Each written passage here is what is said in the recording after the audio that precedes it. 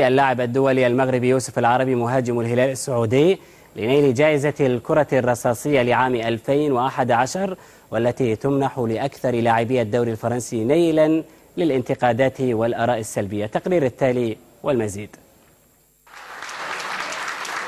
إذا كانت الكرة والحذاء الذهبيان يستأثران باهتمام عشاق الكرة في كل عام، فإن جائزة الكرة الرصاصية تسيل الكثير من الحبر هذه الأيام في الصحافة الفرنسية بعد الكشف عن الأسماء المرشحة للحصول على اللقب لأكثر لاعبي الدوري الفرنسي نيلا للانتقادات والآراء السلبية.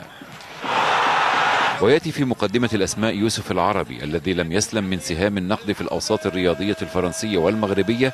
بعدما فاجأ الجميع باختياره الدوري السعودي في موسم الانتقالات الصيفية رغم تألقه مع فريقه كاين الفرنسي في الموسم الماضي ودخوله قائمة أفضل 3 هدافين بالدوري، ما رشحه لتطوير مسيرته بالانتقال إلى أحد الأندية الكبيرة في أوروبا. ورغم تألق العربي مع الهلال وفرض نجوميته في الملاعب السعودية بتسجيله 8 أهداف في 11 مباراة، إلا أن كل ذلك لم يشفع له في البقاء بعيدا عن اهتمامات الكرة الرصاصية.